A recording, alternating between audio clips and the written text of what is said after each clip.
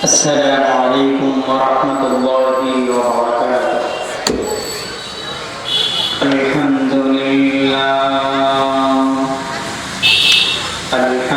لله نحمده ونستعينه ونستغفره ونؤمن به ونتوكل عليه ونعوذ بالله من شرور أنفسنا ومن سيئات أعمالنا. من يهده الله فلا مضل له ومن يضلله فلا هادي له. ونشهد أن لا إله إلا الله وحده لا شريك له. ونشهد أن سيدنا وسندنا وحبيب ربنا وطبيب قلوبنا ومولانا محمدا عبده ورسوله الذي أرسله الله بالحق بشيرا ونذيرا وداعيا إلى الله بإذنه وسراجا منيرا. أما بعد فقد قال الله تبارك وتعالى في كلامه المجيد وفرقانه الحميد. بسم الله الرحمن الرحيم. ألهاكم التكاثر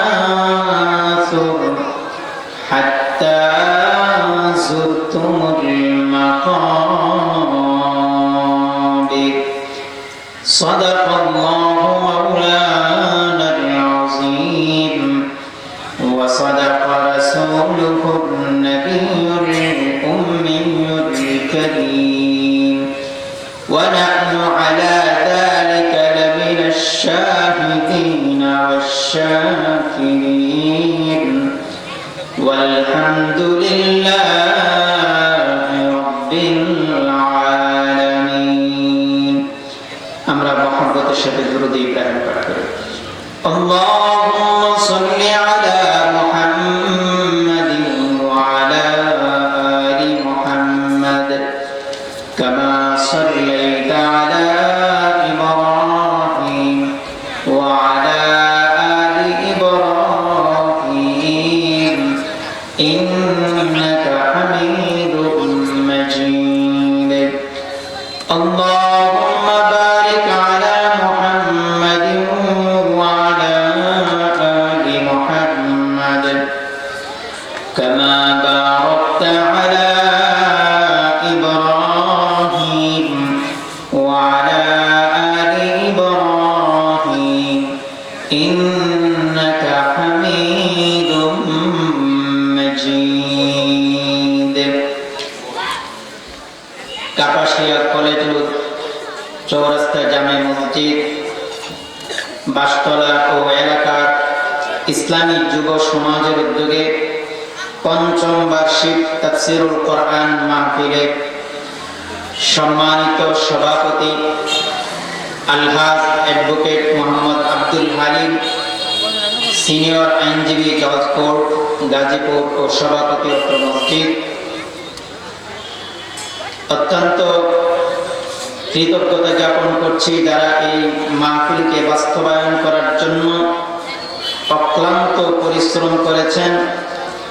এর মধ্যে অন্যতম যিনি উপস্থাপনায় আছেন আলহাজ শহীদুল্লাহ মোল্লা, সার্বিক সহযোগিতায় যিনি আছেন জনাব মোহাম্মদ রফিকুল ইসলাম, এবং ইসলামী যুব সমাজের যিনি সভাপতি অ্যাডভোকেট তারিকুল ইসলাম তারেক ভাই সহ আরো যারা অক্লান্ত পরিশ্রম করে এই মাহফিলকে বাস্তবায়নের মুখ দেখিয়েছে। এজন্য আমরা সকলেই আল্লাহ পাক রব্বুল আলামিনের দরবারে কৃতজ্ঞতা স্বরূপ একবার বলি আলহামদুলিল্লাহ। আল্লাহ পাক রব্বুল আলামিন আমাদেরকে এমন একটি বরকতময় মাহফিলের ব্যবস্থা করে দিয়েছেন যে যুবক ভাইরা, তরুণ যুবক ভাইরা এই মাহফিলের উদ্যোগ নিয়েছেন, মাহফিল করাচ্ছেন। তারা চাইলে অন্য যে কোনো অনিসলামিক কর্মকাণ্ড করতে পারত, কিন্তু আল্লাহ পাক রব্বুল আলামিন তাদেরকে সুন্দর বুদ্ধি দিয়েছেন, সুন্দর মেধা দিয়েছেন, সুস্থ মেধা দিয়েছেন। এই মেধাগুলোকে কাজে লাগিয়ে কোনো অন্যায় কাজের দিকে তারা যায় নাই। আল্লাহ পাক রব্বুল আলামিন দ্বীনি কাজ করার জন্য তাদেরকে কবুল করেছেন। এজন্য আমরা আরো একবার বলি আলহামদুলিল্লাহ। আমি আপনাদের সামনে সূরা তাকাসুরের 2টা আয়াত তেলাওয়াত করেছি।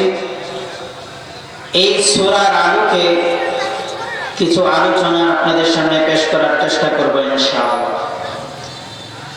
সূরা তাকাসুরের মধ্যে আল্লাহ পাক রব্বুল আলামিন আমাদেরকে কি শিক্ষা দিচ্ছেন? মুফাসসিরিনে কেরাম সূরা তাকাসুরের ব্যাপারে লেখেন, এই সূরাটা হলো মানুষকে আখিরাতমুখী করার জন্য আল্লাহ পাক রব্বুল আলামিন নাযিল করেছেন। মানুষ স্বভাবগতভাবে দুনিয়ামুখী থাকে, দুনিয়ার প্রতি ধাবিত হয়ে যায়। তো মানুষকে এই দুনিয়ামুখিতা থেকে তাদের মুখটা ঘুরিয়ে যেন আখিরাতমুখী হয়, সেজন্য এই সূরা তাকাসুর নাযিল করেছেন। হাদিসের মধ্যে আসছে বনুল হারিস এবং বনুল হারিসা 2টা গোত্র ধন সম্পদ নিয়ে খুব প্রতিযোগিতা করত। তো আল্লাহ পাক রব্বুল আলামিন তাদের ব্যাপারে সূরা তাকাসুর নাযিল করেন। আল্লাহ পাক রব্বুল আলামিন সূরার শুরুতেই আমাদেরকে বলতেছেন, আল্লাহকুমুত তাকাসুর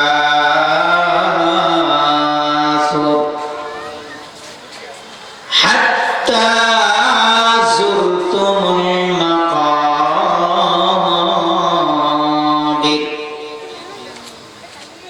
আল্লাহ রাব্বুল আলামিন এই আয়াতের শুরুতেই আমাদেরকে বলতেছেন, তোমাদেরকে গাফেল করে দিয়েছে, তোমাদেরকে ভুলায়া দিয়েছে প্রাচুর্যের প্রতিযোগিতা।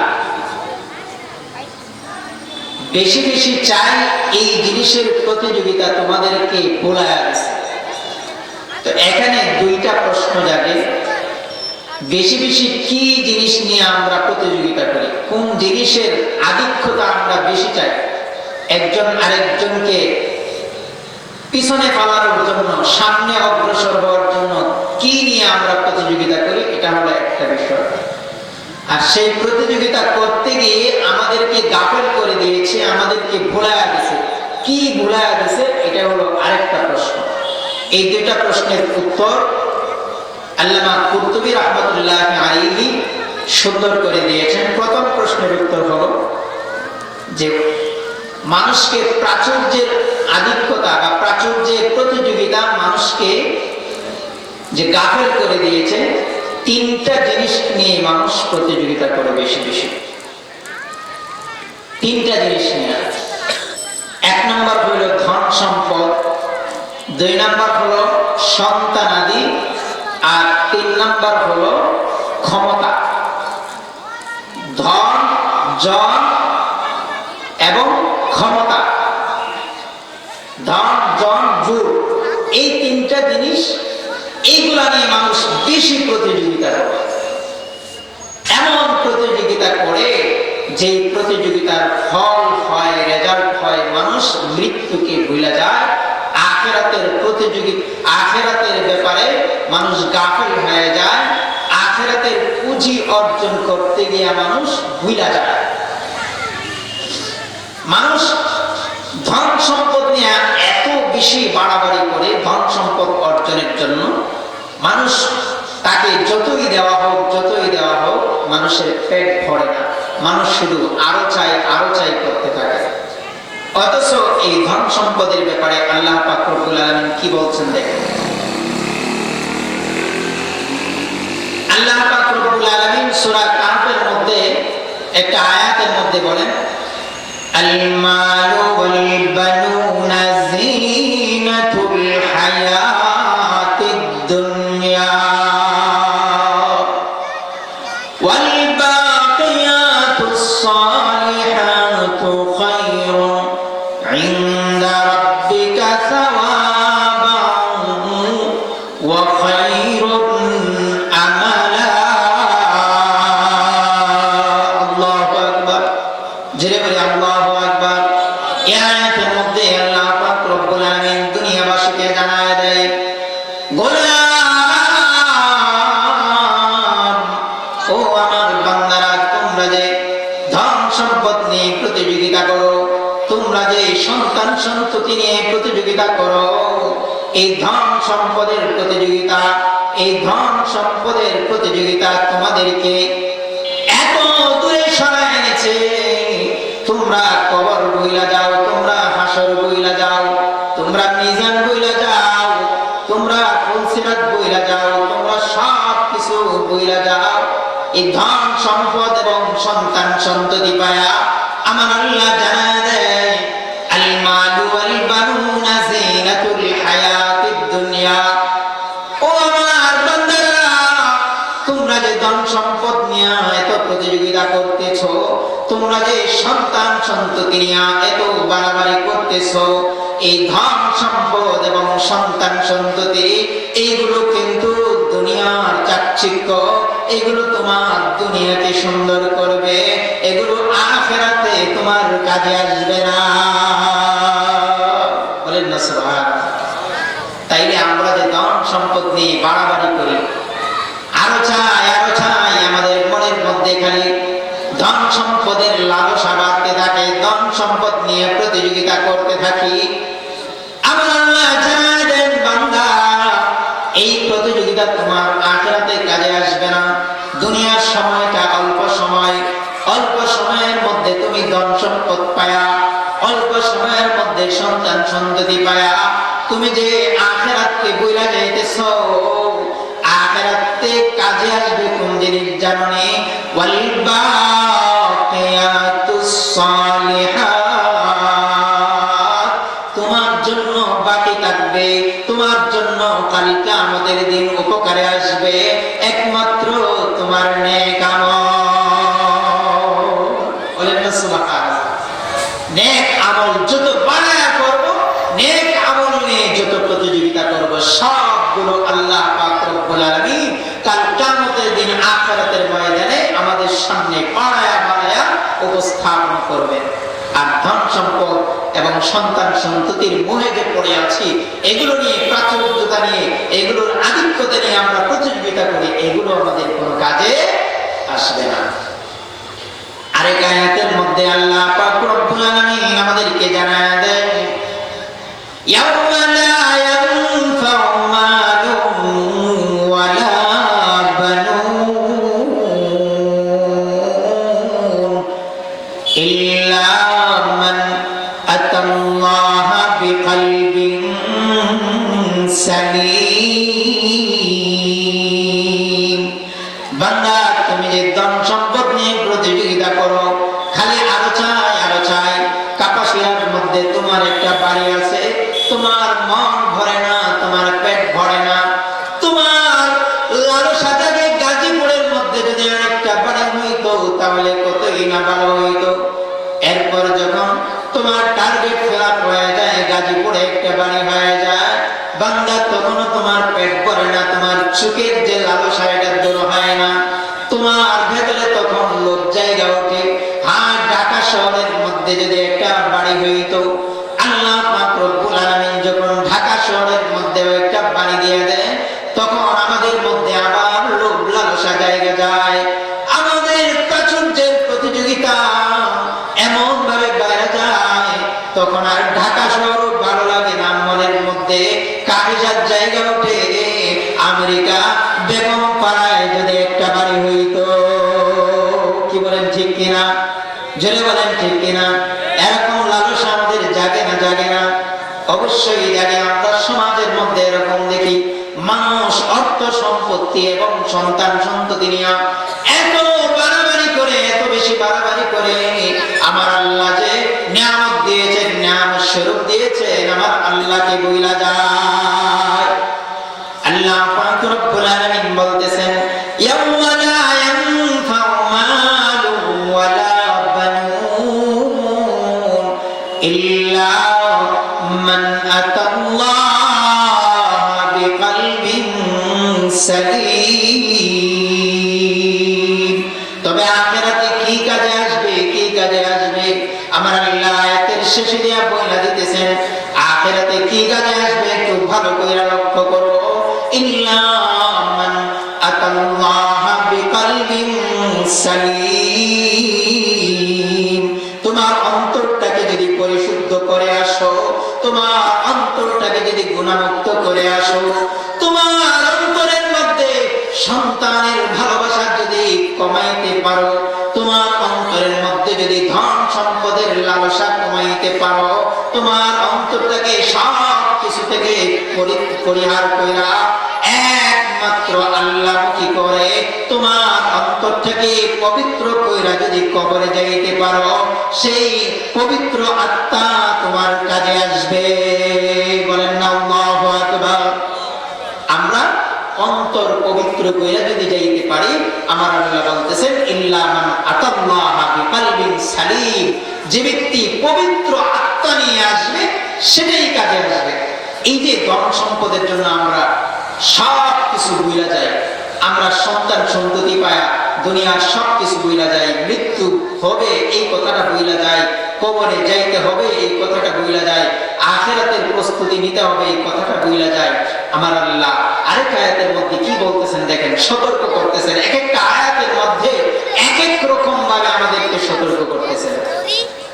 আমার আল্লাহ সূরা গাশিয়ার মধ্যে বলতেছেন, ইয়াউমা ইয়াফিরুল মারউ মিন আখিহি ওয়া উম্মিহি ওয়া আবিহি ওয়া সাহিবাতিহি ওয়া বানিহি লিকুল্লি ইমরিইন মিনহুম ইয়াউমাইযিন শাআনুন ইউগনি বুজুহুন ইয়াউমাইযিন মুসফিরা ضاحكة مستبشرة ووجوه يومئذ عليها غبرة ترهقها قترة أولئك هم الكفرة الفجرة। আমার আল্লাহ আয়াতের মধ্যে গোলাম জানাই দিতেছেন, আল্লাহ পাক রব্বুল আলামিন ডাক দেয়, গোলাম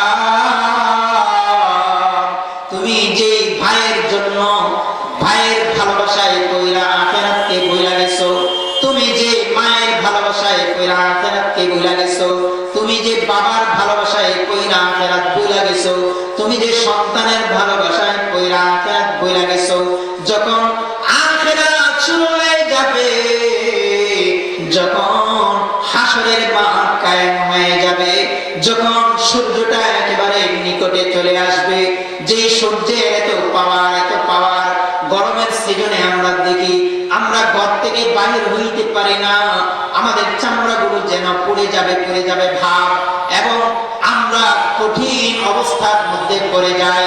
দুনিয়ার মধ্যে আমরা দেখতেছি আমেরিকার মধ্যে কিভাবে চলতেছে, আমেরিকা গরমের মাধ্যমে কিভাবে চলতেছে, আগুন ধরে যায়, এত গরম। এই সূর্যটা যখন একেবারে আমাদের কাছে চলে আসবে, বর্তমান যে পিঠ দেওয়া আছে দুনিয়ার দিকে মুখ করে, সেই পিঠটা তখন থাকবে না, এটাকে ঘোরায়া এর চেয়ে 70 গুণ পাওয়ার বেশি ওই সূর্যের ওই পিঠটা তখন আখিরাতে হাসরের ময়দানে দেওয়া হবে। ময়দানের নিচে হবে তামা, যেটা তাড়াতাড়ি দ্রুত গরম হয়ে যায়।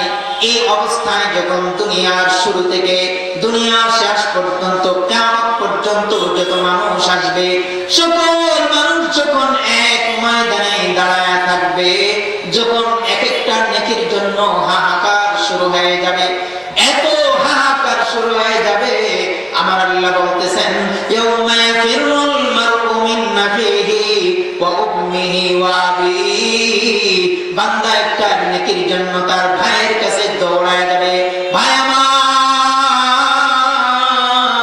দুনিয়ার মধ্যে কত ভালোবাসার মানুষ ছিলা তুমি, তোমার জন্য কত স্যাক্রিফাইস করেছি, তোমার জন্য আমি মৃত্যু ভুলে গেছি, দুনিয়ার মধ্যে আমি ইনকাম করেছি, বিদেশ থেকে ইনকাম করে টাকা পাঠাইছি, তুমি খরচ করেছো, তুমি পরিবারের মধ্যে খরচ করেছো, ভাই আজকে বিপদে পড়ে গেলাম, আমাকে একটা নেকি দাও। ভাই তখন ভাইকে জবাব দিবে, ভাই আমি তোমাকে চিনি না, দুনিয়ার মধ্যে আমার ভাই ছিল, এটা আমার জানা নাই। বলেন না নাউজুবিল্লাহ। এইভাবে জবাব দিবে, বান্দা দৌড়ায় তখন বাবার কাছে যাবে, বাবা বলবে না না, আমার সন্তান ছিল, এটা আমার জানা নাই।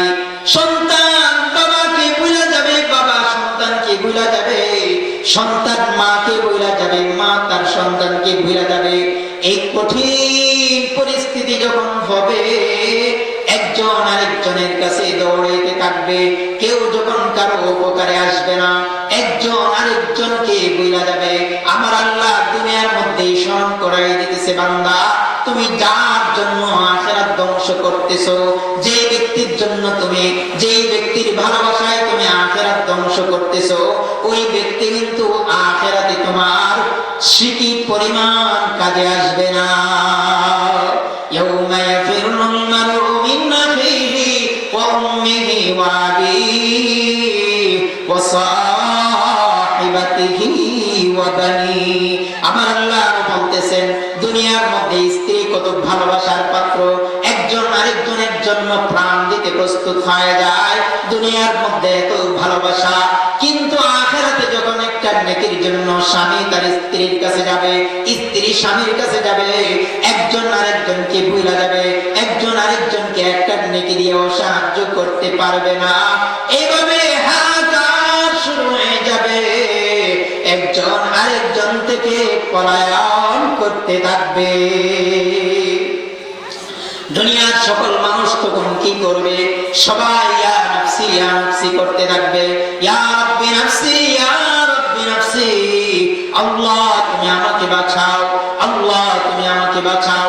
এভাবে যখন সকলেই নিজেকে নিয়ে ব্যস্ত থাকবে, দুনিয়ার সকল মানুষ একত্রিত হয়ে আদি পিতা হযরত আদম আলাইহিস সালাতু ওয়াস সালামের দরবারে যাবে, সবাই ফরিয়াদ করবেন, হযরত আদম আলাইহিস সালাতু ওয়াস সালামকে বলবেন, আনতা আবুনা, আপনি আমাদের বাবা, আমরা আপনার সন্তান, আপনার মাধ্যমে আমরা দুনিয়া চিনেছি, আপনার মাধ্যমে আমরা দুনিয়াতে আসছি, আজকে আমরা নেকির জন্য আটকা পড়ে গেলাম, হাসরের ময়দানে কঠিন অবস্থায় আমরা আটকা পড়ে গেলাম, আমাদেরকে একটু সাহায্য করুন। আল্লাহ দরবারে ফরিয়াদ করুন যেন আল্লাহ পাক রব্বুল আলামিন বিচার কার্য শুরু করে দেয়।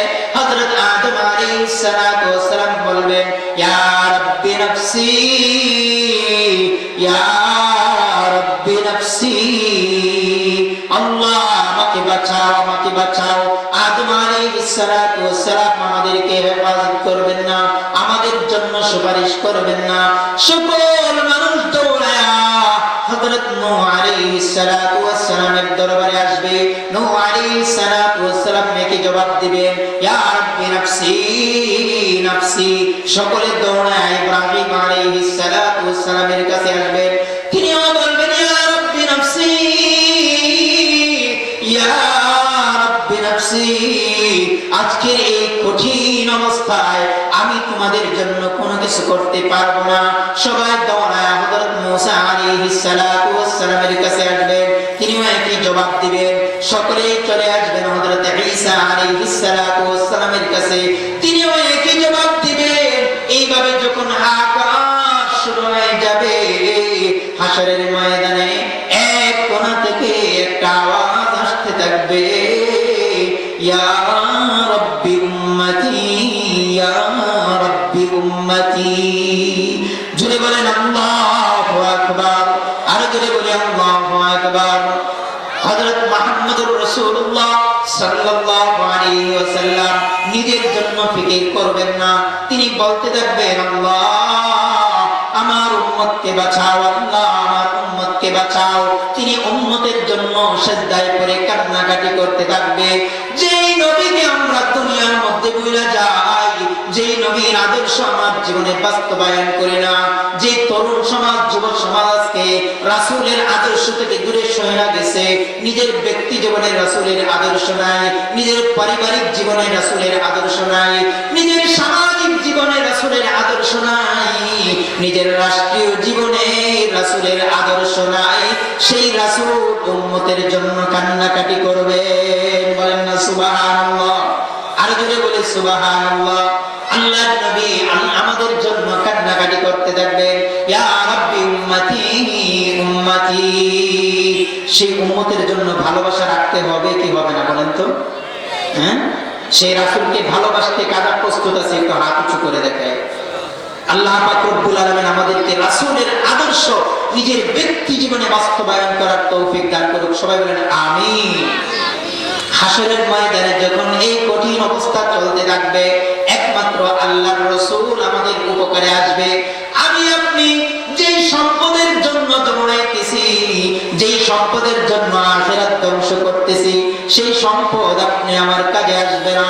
আপনি আমি যেই সন্তানের জন্য দৌড়াইতেছি, যেই মা বাবার জন্য দৌড়াইতেছি, আখিরাতকে ধ্বংস করতেছি, দুনিয়ার মোহে পড়ে আমরা আখিরাতকে ভুলে যাইতেছি, সব কিছু আমাদের থেকে দূরে সরে যাবে। একমাত্র রাসূল নবী বিশ্ব নবী রাহমাতুল লিল আলামিন আপনি আমাকে আখিরাতে, আপনি আমাকে জাহান্নামে রেখে তিনি জান্নাতে যাবেন না। বলেন না সুবহানাল্লাহ। তাহলে মহব্বতটা কার জন্য বেশি হতে হবে? আল্লাহর রাসূলের জন্য বেশি মহব্বত হতে হবে। দুনিয়ার মহব্বত আপনি আমাকে বাঁচাইতে পারবে না, ধন সম্পদের মহব্বত আপনি আমাকে বাঁচাইতে পারবে না, সন্তান সন্ততির মহব্বত আপনি আমাকে বাঁচাইতে পারবে না, পিতা মাতার মহব্বত আপনি আমাকে কাল কিয়ামতের দিন বাঁচাইতে পারবে না। আল্লাহর রাসূলের আদর্শে আপনি আমাকে বাঁচাইতে পারে। এজন্য আপনি আমি চেষ্টা করব দুনিয়াতে চলার ক্ষেত্রে প্রতিটা মুহূর্তে যেন আল্লাহর নবীর আদর্শ আপনি আমার জীবনে বাস্তবায়ন হয়। আল্লামা কুরতুবী রাহমাতুল্লাহি আলাইহি বলেছেন, তিনটা বিষয় নিয়ে প্রতিযোগিতা আমরা করি, তিনটা বিষয়ে প্রাচুর্যতা নিয়ে আমরা প্রতিযোগিতা করি। বেশি চাই তিনটা বিষয়। এক নাম্বার মাল, দুই নাম্বার হলো সন্তান, ধন দৌলত এবং সন্তান। এই দুইটা জিনিসের ব্যাপারে হাদিসের মধ্যে আল্লাহর নবী বিশ্বনবী রাহমাতুল লিল আলামিন চমৎকার একটা হাদিস বলেছেন। হাদিসটা শুনবেন, খুব সুন্দর একটা হাদিস। আল্লাহ নবী একদিন ফজরের নামাজ পড়া, আমরা যেমন ইমাম সাহেবরা ফজরের নামাজ পড়া মুসল্লিদের দিকে ফিরি, খেয়াল করছেন না? মুসল্লিদের দিকে ফিরি, জামাত শেষ হওয়ার পরেই মুসল্লিদের দিকে ফিরি। আল্লাহ নবী রাহমাতুল লিল আলামিন একদিন ফজরের নামাজ পড়া মুসল্লিদের দিকে, সাহাবীদের দিকে ফিরলেন। ফিরাই দেখেন সাহাবায়ে কেরাম সবাই কাতার ভাঙ্গিয়া আগায় বসে গেছেন। আল্লাহ নবী একটা মুস্কি হাসি দিয়েছেন, মুস্কি হাসি দিয়ে বলতেছেন, আমার সাহাবীরা কি জন্য তোমরা আগে আগে কাতার ভাঙ্গিয়া বসছো আমি কিন্তু বুঝে ফেলছি। আবু উবাইদা ইবনুল জাররাহ ফজরের আগে বাইতুল মালে সম্পদ নিয়ে আসছে, বাহরান থেকে সম্পদ নিয়ে আসছে, সেই সম্পদের কথা তোমরা জানতে পারছো, সেই সম্পদের খবর জানতে পায়া তোমরা আগায় আগায় বসছো।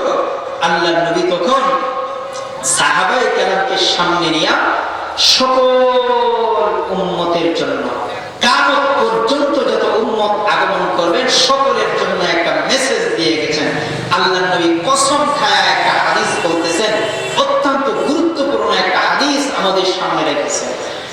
আল্লাহ নবী বিশ্ব নবী রাহমাতুল লিল আলামিন কসম খায়া বলেন, ওয়াল্লাহি মাল ফাকরু আখশা আলাইকুম ওয়ালাকিন্নী আখশা আলাইকুম আন তুবসাতা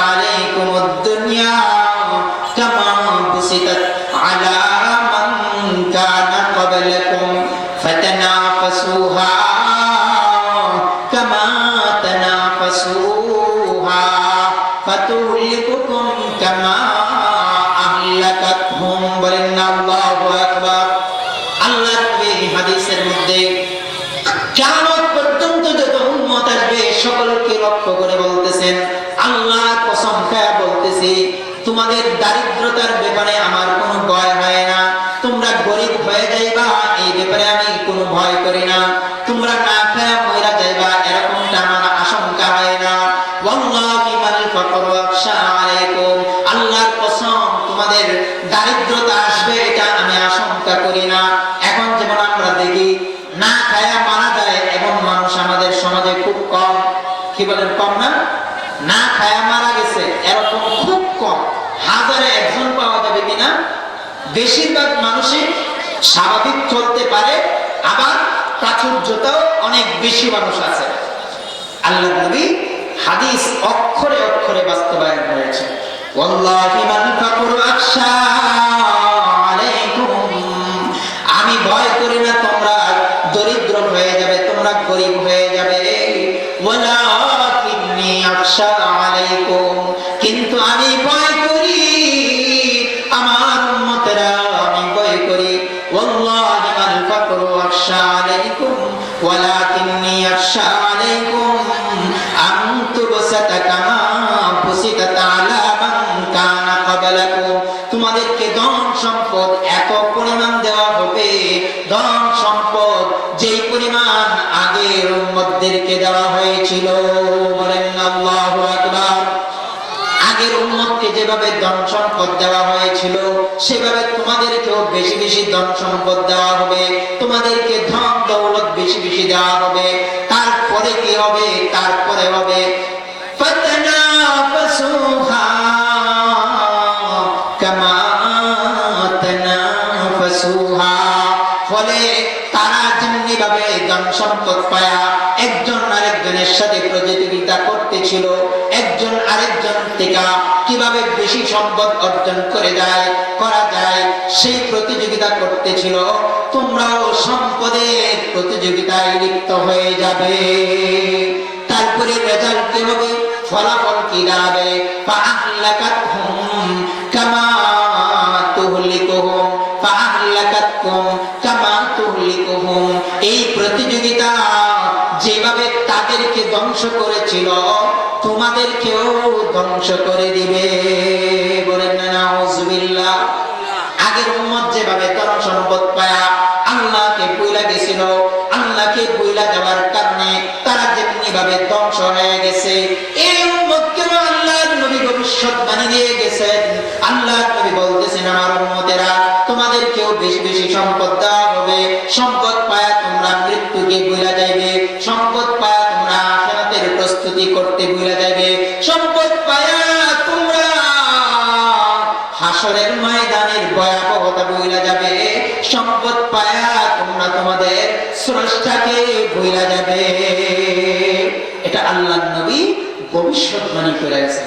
আরেক হাদিসের মধ্যে আল্লাহর নবী কত চমৎকার ভাবে বলছেন, দেখেন, আমরা যে ধন সম্পদ নিয়ে এত উদাসীন হয়ে গেছি, ধন সম্পদের ভিতরে ডুবে গেছি, আল্লাহর নবী বলতেছেন, ও আমার উম্মতেরা, যে সম্পদ তুমি আমার আমার করতেছো এই সম্পদ কিন্তু আসলে তোমার না।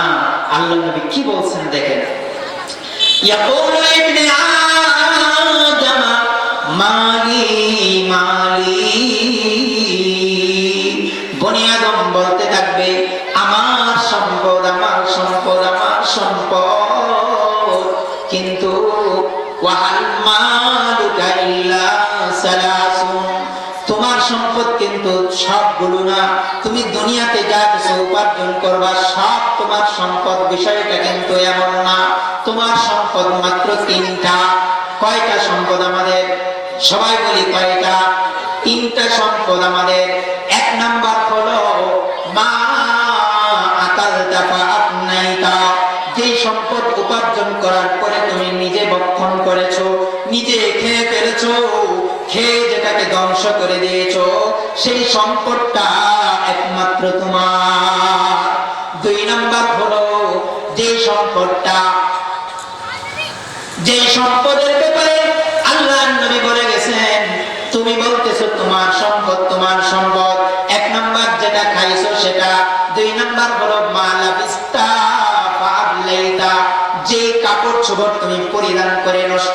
করেছো সেই সম্পদটাও তোমার সম্পদ। 3 নাম্বার হলো মা তাসাদ্দাকতা ফাআমযাইতা, যে সম্পদ তুমি আল্লাহর রাস্তায় দান করেছো সেই সম্পদটাও তোমার সম্পদ। বলেন না সুবহানাল্লাহ। তাইলে যেটা খাইলাম এটা আমার সম্পদ, যেটা পরিধান করলাম এটা আমার সম্পদ, যেটা আল্লাহর রাস্তায় দান করলাম, এই যে মাহফিলের মধ্যে দান করছি, এটা নিজের থাকবে। মনে করতেছি এটা মনে হয় ধ্বংস হয়ে গেছে, 500 টাকা দিছি, 1000 টাকা দিছি, 5000 টাকা দিছি, এটা মনে হয় লস। খোদার কসম এটা লস না। আল্লাহর নবী বলে গেছে যে আল্লাহর রাস্তায় তুমি যে সম্পদটা ব্যয় করবে, কিয়ামতের দিন আল্লাহ পাক রব্বুল আলামিন এটা বাড়াইতে বাড়াইতে পার সমান করে তোমার সামনে উপস্থাপন করবে। বলেন না সুবহানাল্লাহ। এটা আমার আপনার থাকবে। আল্লাহর নবী বলতেছেন এই তিনটার বাহিরে বুনিয়াদম তোমার কোনো সম্পদ না। তুমি সম্পদের পাহাড় তৈরি করতে পারো, তোমার ব্যাংক ব্যালেন্স ভর্তি করতে পারো, তোমার 5টা 6টা বিল্ডিং বানাইতে পারো, তোমার ব্যাংকের মধ্যে হাজার হাজার কোটি টাকা রাখতে পারো, তুমি বেগম পাড়ায় বাড়ি বানাইতে পারো, সমস্যা নাই। কিন্তু এই সমস্ত বাড়ি, এই সমস্ত ব্যাংক ব্যালেন্স এগুলো কিন্তু তোমার না।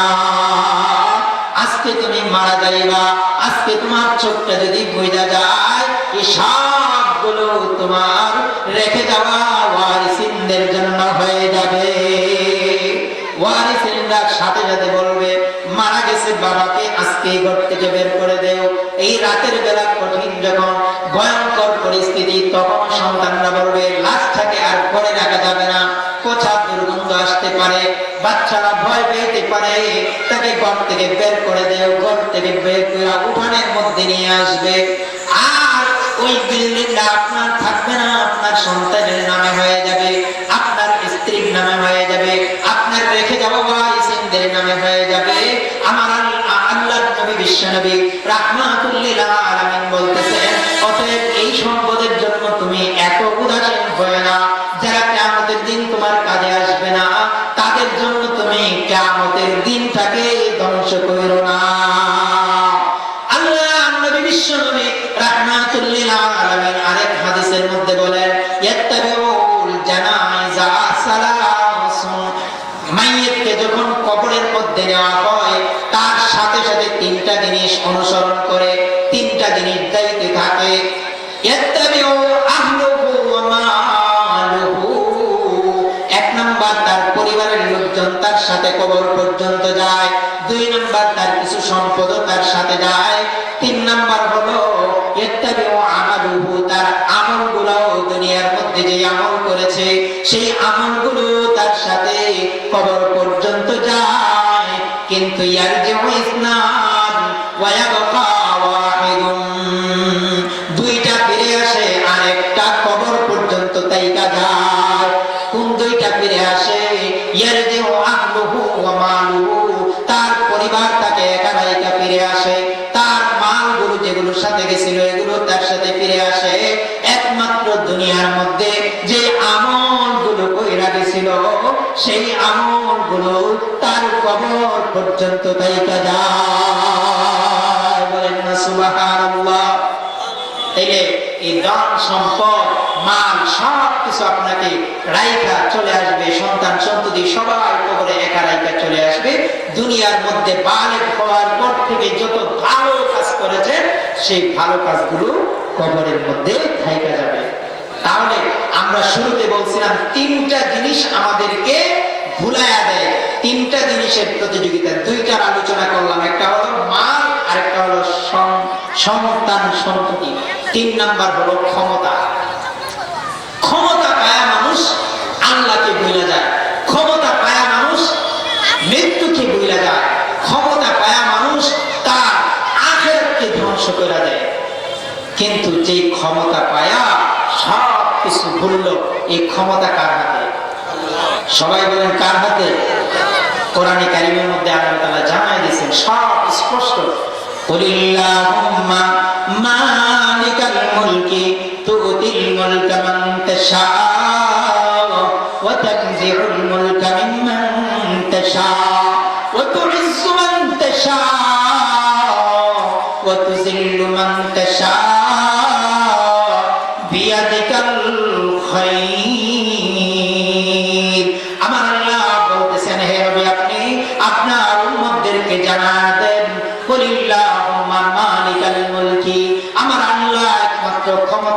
অধিকারী, সমস্ত ক্ষমতার অধিকারী একমাত্র কে? সবাই বলি কে? একমাত্র আল্লাহ। আল্লাহ পাক রব্বুল আলামিন যাকে ক্ষমতা দেন সে ক্ষমতা পায়, যাকে ক্ষমতা দেয় না সে ক্ষমতা পায় না। কিন্তু দুনিয়ার মানুষগুলো এই ক্ষমতা পায়া আল্লাহকে বুইলা যায়।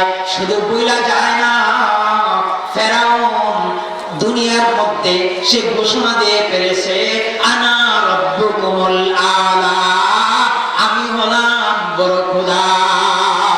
নাউজুবিল্লাহ।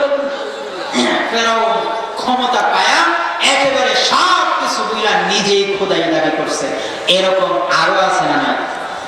ক্ষমতা আল্লাহ পাক রব্বুল আলামিন দেন, কিন্তু আবার যাকে চান তার থেকে সঙ্গে সঙ্গে সেই ক্ষমতা ছিনায় নিতে পারেন। তুলতুল মুলকা মিম্মান তাশা, কাউকে চাইলে ক্ষমতা দিতে পারে, আবার কাউকে চাইলে ক্ষমতা ছিনায় নিতে পারে। ওয়া তুইজ্জু মান তাশা ওয়া তুযিল্লু মান তাশা, কাউকে ক্ষমতা দিয়ে সম্মানিত করতে পারে, আবার কাউকে ক্ষমতা ছিনায়া নিয়া লাঞ্ছিত অপমানিত করতে পারে। এই সব কিছুর ক্ষমতা কার হাতে? আল্লাহর হাতে। আমরা শিক্ষা নেই না, আমাদের চোখের সামনে আমরা দেখি দুপুর বেলা খাবার পাকাইছিল সেইটা খাইতে পারে নাই, আমার আল্লাহ ক্ষমতা দিয়েছিল, ক্ষমতার অপব্যবহার করেছে। নবীর ওয়ারিসদের সাথে ভালো আচরণ করে নাই, কোরআনের সাথে ভালো আচরণ করে নাই, নবীর উম্মতের সাথে ভালো আচরণ করে নাই। ক্ষমতা পায়া আমার আল্লাহকে ভুলে গেছে, ক্ষমতা পায়া ইনসাফ ভুলে গেছিল, ক্ষমতা পায়া দুর্নীতি অন্যায় অনাচার প্রতিষ্ঠা করেছিল, ক্ষমতা পায়া সুদ ভিত্তিক সমাজ করেছিল, ক্ষমতা পায়া তার অধীনস্থদের উপর জুলুম নির্যাতন করেছিল। এই জন্য আল্লাহ পাক রব্বুল আলামিন এই ক্ষমতা ছিনায় দিয়া এই দুনিয়ার মানুষকে দেখায় দিছে, আমি শুধু ফেরাউনকে ধ্বংস করি না, আমি শুধু নমরুদকে ধ্বংস করি না, বর্তমান সমাজেও কেউ যদি ক্ষমতা পায়া আমি আল্লাহকে ভুলা যায়, আমি একমাত্র ক্ষমতাদার, আমি একমাত্র ক্ষমতাধর, আমি আল্লাহকে ভুলা যায়, ওই ব্যক্তির থেকে ক্ষমতা ছিনায় নিতে আমার একটা মুহূর্ত চিন্তা করতে হয় না। বলেন না সুবহানাল্লাহ। এটা শুধু যারা গেছে তাদের জন্য নয়, যারা সামনে ক্ষমতায় আসবে তাদের জন্য উপমা, তাদের জন্য দৃষ্টান্ত। সামনে যদি আমরা ক্ষমতায় যাই, আমরা যদি এই ক্ষমতা আমার আল্লাহ আমাকে দিয়েছে, আমার আল্লাহ আমাকে সম্মানিত করেছেন, আমার আল্লাহকে যদি ভুলা যায়, আমার আল্লাহর কোরআনকে ভুলা যায়, আমার আল্লাহর কোরআনের তাফসীর গুলোকে, তাফসীরুল কোরআন মাহফিলকে বাধা দেই, আমার আল্লাহর নবীর ওয়ারিসদেরকে যদি আমরা জেলখানায় আবদ্ধ করি, নবীর ওয়ারিসদের সাথে বেয়াদবি করি, নতুন ভাবে ক্ষমতা পায়া যদি আবার অপব্যবহার করি, আমার আল্লাহ দৃষ্টান্ত দিয়ে গেছেন, দৃষ্টান্ত দিয়ে গেছেন, খবরদার তুমি ক্ষমতায় এসে অপব্যবহার করো না, তোমারও সেই পরিণতি হবে যেই পরিণতি আগের জনের হয়েছে। কি বলেন, ঠিক কিনা? ঠিক। আল্লাহ পাক রব্বুল আলামিন দৃষ্টান্ত যুগে যুগে আমাদেরকে দেখায় দিতেছেন, চোখে আঙ্গুল দিয়ে দেখায় দেয়, কিন্তু আমাদের সমস্যা হলো আমরা ইতিহাস থেকে শিক্ষা গ্রহণ করি না। ইতিহাস থেকে শিক্ষা গ্রহণ করতে হবে। এখন এই যে আয়াতের মধ্যে আল্লাহ পাক রব্বুল আলামিন বলেন, আলহাকুমুত তাকাতুর হাত্তা যুরতুমুল মাকাবির, আমার আল্লাহ বলতেছেন তোমরা প্রাচুর্যতা পায়া, ক্ষমতার প্রাচুর্যতা, তোমরা ধন সম্পদের প্রাচুর্যতা, সন্তান সন্ততির প্রাচুর্যতা, এই তিনটা জিনিসের প্রাচুর্যতা পায়া তোমরা যে বুইলা যাইবা, কি বুইলা যাইবা? তোমরা কবরকে বুইলা যাইবা, হাসরকে বুইলা যাইবা, মিজান বুইলা যাইবা, ফলসিরাত বুইলা যাইবা। তোমাদের মৃত্যুর পরে প্রথম ঘাটে হলো কবর, সেই কবরকে বুইলা যাইবা। কবরে যাওয়ার আগ পর্যন্ত হুঁশ আসবে না, অথচ তোমাদের সামনে আল্লাহ পাক রব্বুল আলামিনের পয়গম্বর বিশ্বনবী রাসূল আরবী এক হাদিসের মধ্যে ইরশাদ করেছেন, মানুষের মৃত্যুর পরে প্রথম যে জায়গাটা আসবে, প্রথম যে ঘাটিটা আসবে সেটা হলো কবর। হযরত ওসমান রাদিয়াল্লাহু তাআলা আনহু থেকে হাদিস, ওসমান রাদিয়াল্লাহু তাআলা আনহু কবর দেখা এত বেশি কান্নাকাটি করতেন, অস্থির হয়ে যেতেন, এত বেশি কান্নাকাটি করতেন। সাহাবায়ে কেরাম জিজ্ঞাসা করতেন, আমিরুল মুমিনিন, আপনাকে তো দেখি জান্নাত নিয়ে আলোচনা করেন, জাহান্নাম নিয়ে আলোচনা করেন, পূর্ববর্তী উম্মতদের ধ্বংসলীলা নিয়ে আপনি আলোচনা করেন, কিন্তু এত বেশি কান্নাকাটি আপনাকে কখনো করতে দেখি না। হযরত উসমান রাদিয়াল্লাহু তাআলা আনহু জবাব দেন, সামি'তু রাসূলুল্লাহ সাল্লাল্লাহু আলাইহি ওয়াসাল্লাম ইয়াকুল, আমি বিশ্বনবী রাহমাতুল লিল আলামিন রাসূলে আরবির জবান থেকে নিজ কান দিয়ে শুনেছি, তিনি বলেছেন, আল কবর আউয়ালু মানজিলিন মিন মানাজিলিল আখিরাহ, কবর হলো আখিরাতের প্রথম ঘাঁটি। কবর হলো মানুষের দুনিয়ার পরে সর্বপ্রথম জায়গা যেখানে ফেরেশতাদের সাথে সাক্ষাৎ হবে, তার দুনিয়ার হিসাব সেখান থেকে আল্লাহর সামনে উপস্থাপন করতে হবে, ফেরেশতাদের সামনে উপস্থাপন করতে হবে। আল কবর আউয়ালু মানজিলিন মিন মানাজিলিল আখিরাহ, ফামান নাজা মিনহু ফামা বাদাহু আইসার মিনহু, যে ব্যক্তি কবরের মধ্যে নাজাত পাওয়া যায়, তার কবরের পরবর্তী যে ঘাটিগুলো আছে সেগুলো তার জন্য সহজ হয়ে যায়। বলেন আল্লাহু আকবার। যে ব্যক্তি কবরের মধ্যে নাজাত পাইল, সে কেমন যেন হাসরের মধ্যে নাজাত পেয়ে যাবে, সে কেমন যেন মিজানের মধ্যে নাজাত পেয়ে যাবে, কেমন যেন সে ফুলসিরাতের মধ্যে নাজাত পেয়ে যাবে, কেমন যেন সে জাহান্নাম থেকে মুক্ত হয়ে সোজা জান্নাতের দিকে চলে যাবে। বলেন না সুবহানাল্লাহ। আল কবর আউয়ালু মানজিলিন মিন মানাজিলিল আখিরাহ, ফামান নাজা মিনহু ফামা বাদাহু আইসার মিনহু ওয়া মান লাম ইয়ানজু মিনহু ফামা বাদাহু আশাদ্দু মিনহু। যে ব্যক্তি কবরের মধ্যে আটকে যাবে, কবরের মধ্যে আটকে যাওয়ার অর্থ হলো তার হাসরের মধ্যে আটকে যাওয়া। যে ব্যক্তি কবরের মধ্যে আটকে গেল, কবরের মধ্যে আটকে যাওয়ার অর্থ হলো হাসরের মধ্যে আটকে যাওয়া। কবরের মধ্যে আটকে যাওয়ার অর্থ হলো তার মিজানের মধ্যে আটকে যাওয়া। কবরের মধ্যে আটকে যাওয়ার অর্থ হলো তার ফুলসিরাতের মধ্যে আটকে যাওয়া। কবরের মধ্যে আটকে যাওয়ার অর্থ হলো সে জাহান্নামের দিকে যাইতে থাকবে। বলেন না নাউজুবিল্লাহ। কবরের মধ্যে আটকে যাওয়ার অর্থ হলো দুনিয়াটা বরবাদ করে দিয়েছি, দুনিয়ার মধ্যে ক্ষমতা পায়া, দুনিয়ার মধ্যে দম দৌলত পায়া, দুনিয়ার মধ্যে সন্তান সন্ততি পায়া, দুনিয়ার মায়া মমতা পায়া, দুনিয়ার প্রাচুর্যতা পায়া আখিরাতকে ভুলা গেলাম, এজন্য কবরের মধ্যে আটকে গেছি। হযরত ওসমান রাদিয়াল্লাহু তাআলা বলেন, আমি কবর দিকে এজন্যই কান্নাকাটি করি, হায় যদি আমি কবরের মধ্যে আটকে যাই কি হবে আমার পরবর্তী ঘাটিগুলো। দেখছেন, একজন আমিরুল মুমিনিন যার ব্যাপারে আল্লাহর নবী দুনিয়াতে থাকতেই জান্নাতের সুসংবাদ দিয়েছে, তিনি এই কথা বলতেছেন, আপনি আমি কি? একজন পয়গম্বরের সাহাবী দুনিয়ার মধ্যে জান্নাতের সুসংবাদ পাইছে, সেই সাহাবীর খবর দেখা এত বেশি কান্নাকাটি যদি করতে পারে, আমাদের জন্য তো আরো বেশি কান্নাকাটি করতে হবে। আমার আল্লাহ এই সূরার মধ্যে বলতেছেন, আল্লাহুমুত তাকাতুর হাত্তা যুরতুমুল মাকাবির, কবরে যাওয়ার আগ পর্যন্ত তোমার হুঁশ আসবে না।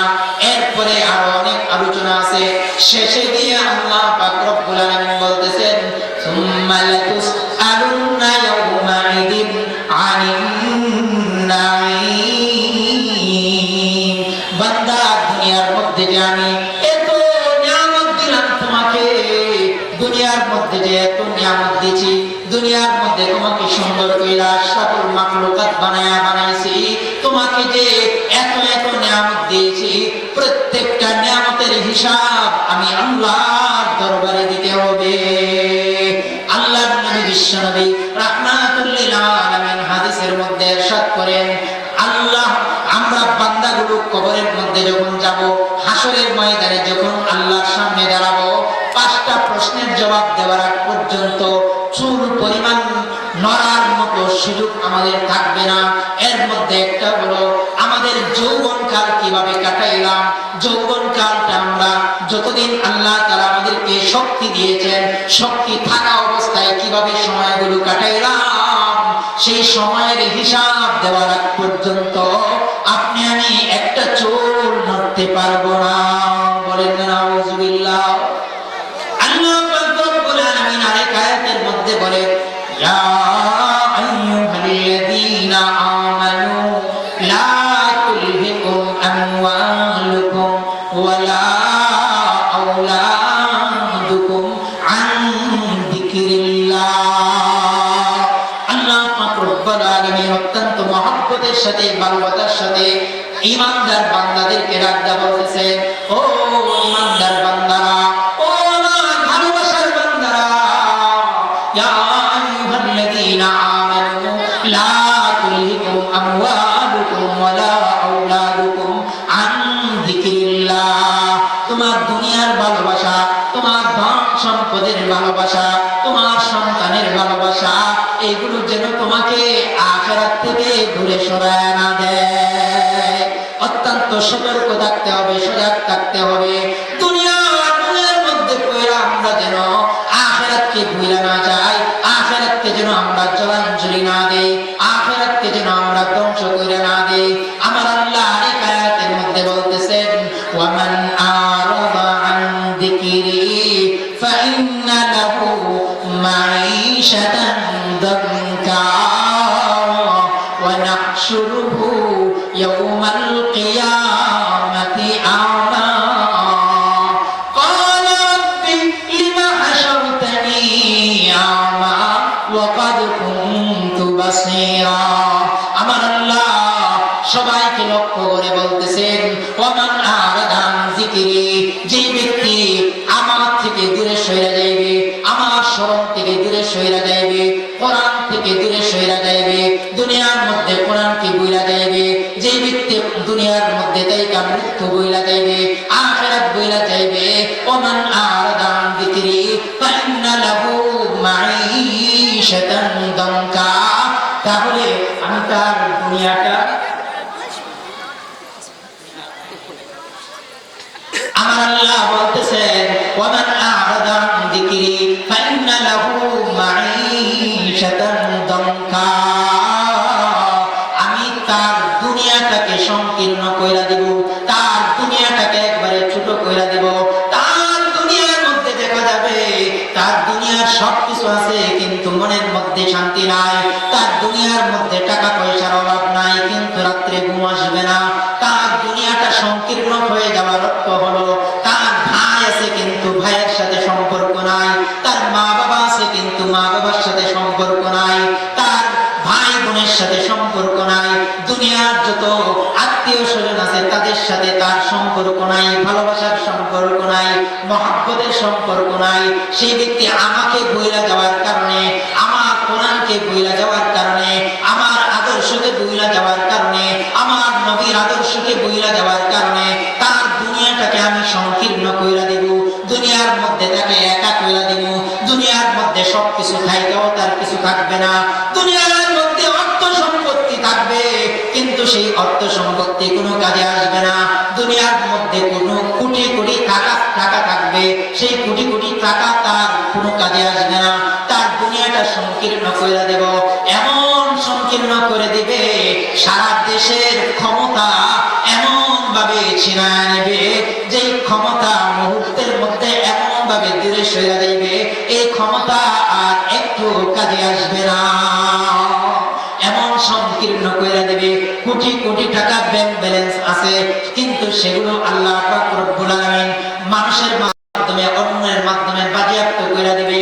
অর্থাৎ দুনিয়ার মধ্যে চতুর্দিক তার অশান্তি আসতে থাকবে, দুনিয়ার মধ্যে তার শুধু অশান্তি অশান্তি, শান্তি থাকবে না। ওয়ামান আরাদা আন যিকরি ফাইন্না লাহু মাঈশাতান দানকা। মুফাসসিরিনে কেরাম আরো লেখেন, এই আয়াতের ব্যাখ্যায় মুফাসসিরিনে কেরাম লেখেন, দুনিয়ার মধ্যে তো সংকীর্ণ হবে, শুধু দুনিয়ার মধ্যে সংকীর্ণ হবে না, যখন তাকে কবরের মধ্যে রাখা হবে কবরটাও এত সংকীর্ণ হবে, কবরের দুই পাশের মাটি থাকে এমন ভাবে ছাপ দিবে তার পাজরের হাড়গুলো একদিকের হাড় আরেক দিকে এই এইভাবে ঢুইকা যাবে। বলেন না নাউজুবিল্লাহ। দুনিয়ার মধ্যে যেভাবে সংকীর্ণ কইরা দিবে, কবর জগৎটাকেও সংকীর্ণ কইরা দিবে। ওমান আরাদা আন যিকরি ফাইন্না লাহু মাঈশাতান দানকা ওয়া নাহশুরুহু ইয়াওমাল কিয়ামাতি আমা। কিয়ামতের দিন আল্লাহ পাক রব্বুল আলামিন তাকে অন্ধ বানায়া তুলবে। ধন সম্পদ পায়া, ক্ষমতা পায়া, সন্তান সন্ততির লোভে পইরা আখিরাত ভুইলা যাওয়ার কারণে আল্লাহ পাক রব্বুল আলামিন আখিরাতে তার চোখগুলোকে অন্ধ করে দিবে। ফাইন্না লাহু মাঈশাতান দানকা ওয়া নাহশুরুহু ইয়াওমাল কিয়ামাতি আমা। ক্বালা রাব্বি লিমা হাশারতানি আমা ওয়া ক্বাদ কুনতু বাসীরা। সে আল্লাহর দরবারে ফরিয়াদ করতে থাকবে, আল্লাহ দুনিয়ার মধ্যে তো চোখ দিয়েছিলা, দুনিয়ার মধ্যে আমার অর্থ সম্পত্তি দিয়েছিলা, দুনিয়ার মধ্যে ক্ষমতা দিয়েছিলা, কিন্তু আজকে দেখতেছি আমার ক্ষমতা নাই, আজকে দেখতেছি আমার সম্পদ আমার কাজে আসছে না, আমার সন্তান সন্ততি কাজে আসছে না, আজকে আমার চোখ কাজে আসছে না, আমার চোখটাকে অন্ধ বানায়া তুলতেছো, কারণটা কি? আমার আল্লাহ জবাব দিবে, ও আমার বান্দা, তুমি দুনিয়ার মধ্যে যেভাবে আমি আল্লাহকে ভুইলা গেছিলাম, আমি আল্লাহ আজকে কিয়ামতের দিন তোমাকে ভুইলা যাইব। বলেন না নাউজুবিল্লাহ। তাহলে দেখেন আমরা যে এত প্রাচুর্যতা নিয়ে খালি চিন্তা করি, আমার ব্যাংক ব্যালেন্স কিভাবে বাড়বে, আমার সম্পদ কিভাবে বাড়বে, এই যে প্রতিযোগিতা করি, এই প্রতিযোগিতা আসলে আমরা প্রতিযোগিতার মোহে পইরা, এই আধিক্যতার মোহে পইরা আমরা আখিরাতকে বরবাদ করে দিচ্ছি। এই সূরা তাকাসুরের মধ্যে আল্লাহ পাক রব্বুল আলামিন আমাদেরকে স্মরণ করায় দিতেছে, বান্দা তুমি দুনিয়ার মধ্যে সবকিছু অর্জন করো, কিন্তু এইগুলো যেন তোমাকে আখিরাত ভুলে না যায়। তুমি সম্পদ অর্জন করো, কোনো সমস্যা নাই, সম্পদটা যেন তোমাকে আখিরাত ভুলায় না দেয়, তোমার সন্তান সন্ততি তোমাকে যেন আখিরাত ভুলায় না দেয়, তোমার ক্ষমতা যেন আখিরাতকে ভুলায় না দেয়। ক্ষমতা পায়া তুমি এই চাঁদাবাজি টেন্ডারবাজিতে যেন লিপ্ত না হয়ে যাও। দুনিয়ার মধ্যে ক্ষমতা পায়া আখিরাত মুখী যেন হও, ক্ষমতা পায়া যেন তুমি বেশি বেশি কৃতজ্ঞতা করো। এই সূরার মাধ্যমে আল্লাহ পাক রব্বুল আলামিন এই শিক্ষাগুলো আমাদেরকে দিয়েছেন। আল্লাহ পাক রব্বুল আলামিন এই সূরা থেকে শিক্ষা অর্জন করে আমাদেরকে আখিরাতমুখী হওয়ার তৌফিক দান করুন। সকলে বলি আমিন। ওয়া আখিরু দাওয়ানা আলহামদুলিল্লাহি রাব্বিল আলামিন। আসসালামু আলাইকুম ওয়া রাহমাতুল্লাহি ওয়া বারাকাতুহু। মাশাআল্লাহ।